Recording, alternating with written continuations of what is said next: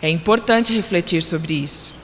Se nós fechássemos os olhos agora e ficássemos assim, meia hora é muito, uns 10 minutos, será que nós conseguiríamos ficar 10 minutos com os olhos fechados? Pode ser até que daria sono. A gente pedia para o Francisco tocar uma musiquinha, mas será que nós iríamos buscar dentro de nós algo diferente para ver? Onde iriam os nossos pensamentos?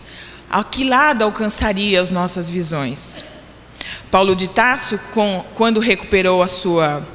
Quando ele levantou, porque ele ficou tão aturdido, caiu no chão, naquela conversa com o Mestre Jesus, quando ele levantou e abriu os olhos, conta o livro, de fato ele viu que estava cego.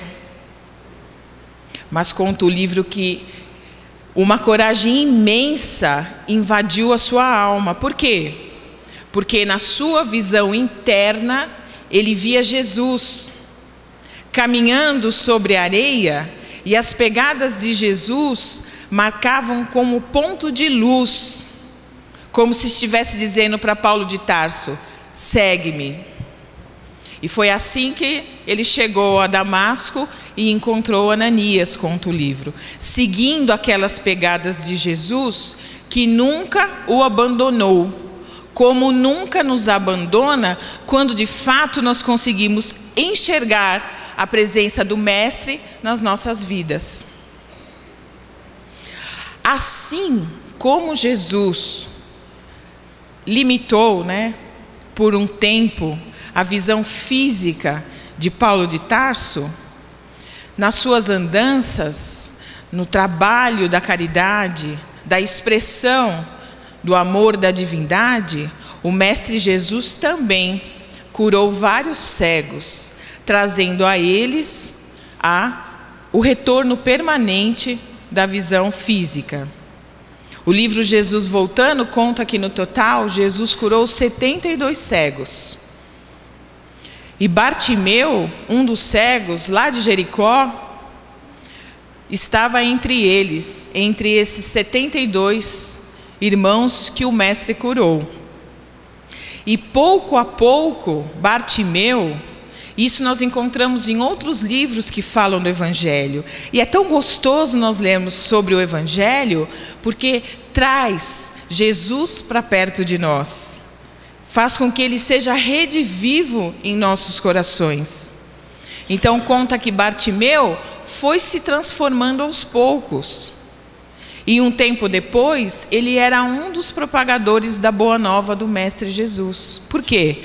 Porque ele acreditava, como conta o livro, que Jesus havia restituído a visão física, mas era de responsabilidade dele acender a luz interna, para viver como a Boa Nova orientava.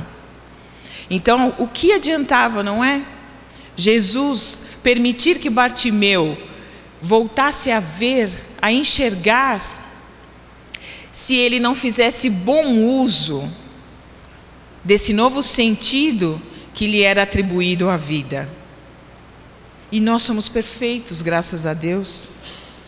E que uso nós estamos fazendo desses nossos sentidos? Como é que nós estamos enxergando os nossos desafios? Bartimeu dizia assim, que ele não tinha ainda a fé que Jesus dizia que nós éramos capazes de ter. Aquela fé do tamanho de uma mostarda, mas que transportava uma montanha.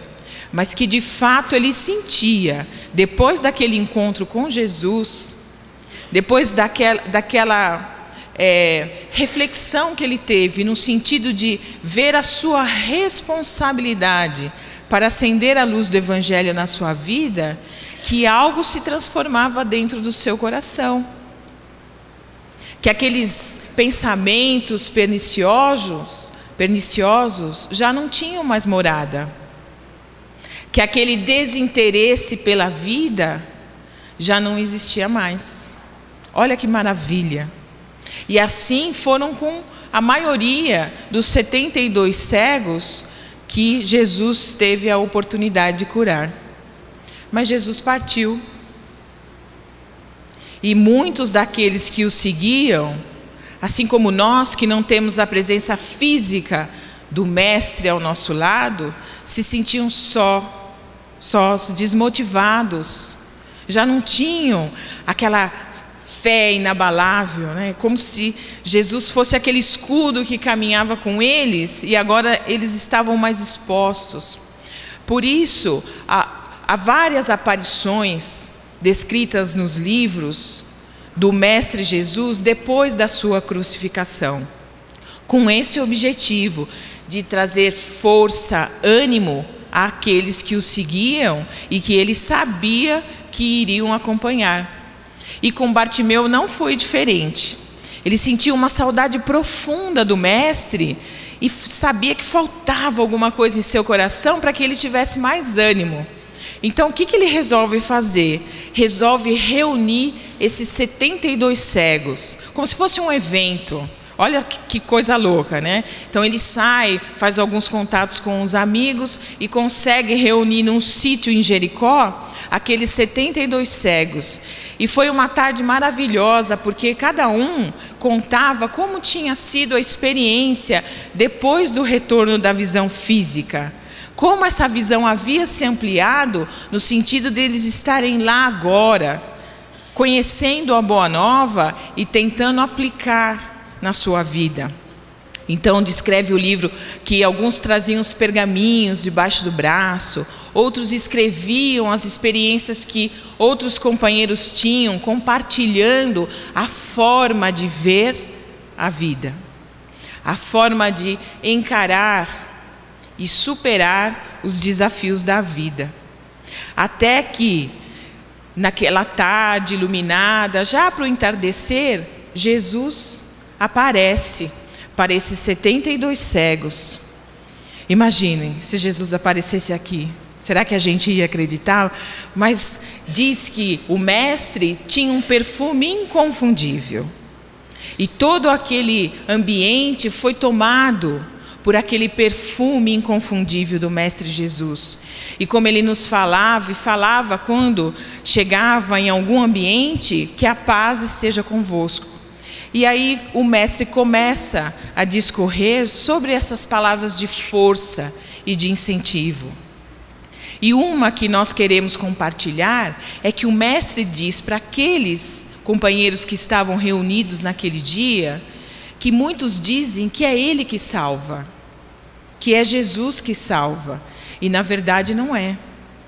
Jesus diz que mostra o caminho, esclarece sobre a verdade, sintetiza a lei, explica através de várias formas, conforme o tempo e a capacidade daqueles que estão ouvindo, para que a gente possa aprender, mas que somos cada um de nós, que eram naquele encontro, cada um daqueles cegos, que iriam fazer uso dessas informações para se transformarem, para se salvarem, para conquistarem esse homem novo, substituindo esse homem velho que às vezes a gente teima até em enxergar. Mas mais que ver toda essa reunião, que se findou num convite do Mestre àqueles irmãos, para que eles pudessem continuar firmes no Evangelho.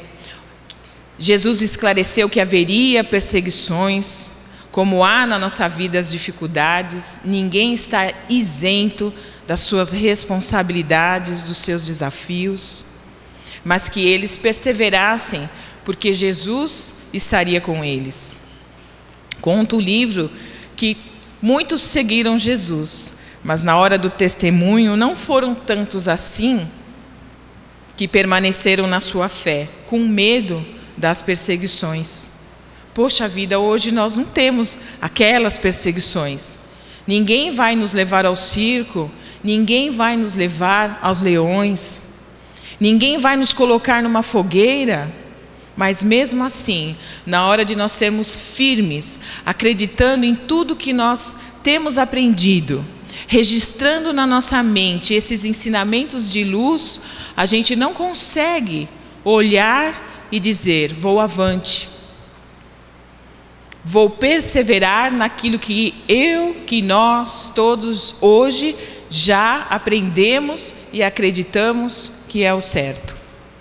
Conta até o livro dizendo que Bartimeu viajou vários países levando a boa nova. E quando ele volta à Palestina, ele é preso em Jerusalém, ele é preso pelo Sinédrio, que o leva à fogueira. Olha só que triste. Mais ou menos, né?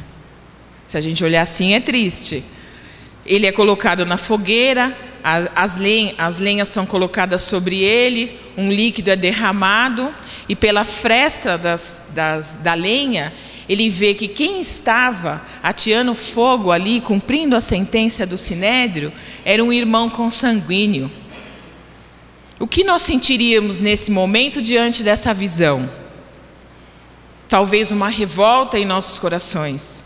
E Bartimeu, o único sentimento que ele teve foi o sentimento que ele aprendeu com Jesus, o de perdão àquele irmão, pois talvez ele ainda não soubesse o equívoco que estava cometendo.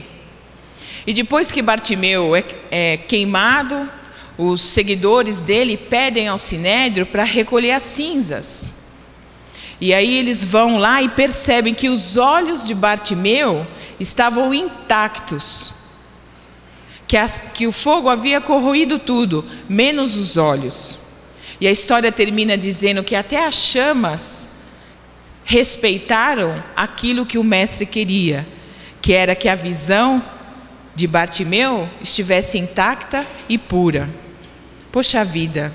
Será que na nossa vida não é assim também? Quando nós firmamos o compromisso com o Mestre Jesus, de segui-lo, quando nós reiteramos a cada nova manhã, a cada novo dia, esse compromisso de levantarmos com motivação, com bom ânimo, de olharmos os recursos que a divindade tem nos colocado para nós vivermos melhores?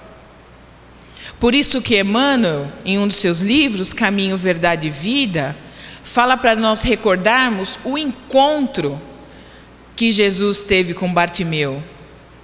Ele era cego, nós já sabemos o que aconteceu com ele, mas como foi esse encontro com Jesus?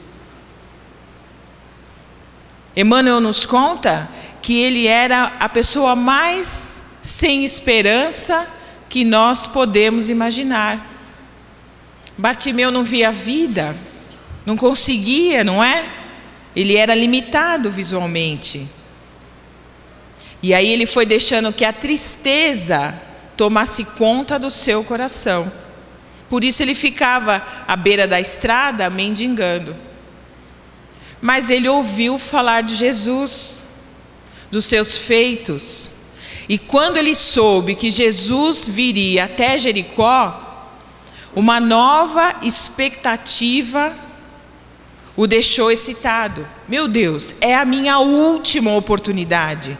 Já pensou, se eu encontro Jesus, ele pode me curar.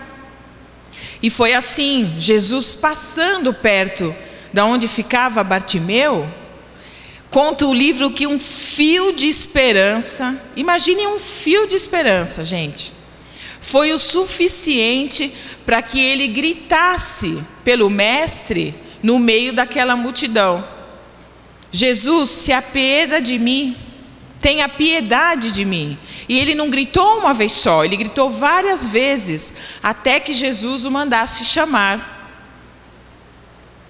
Interessante, um fio de esperança.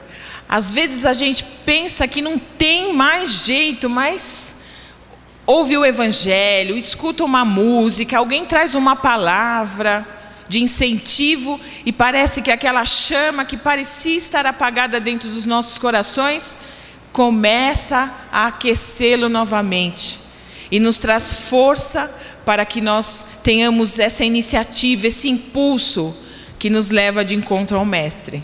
E o mestre diz assim para Bartimeu: o que queres que eu faça?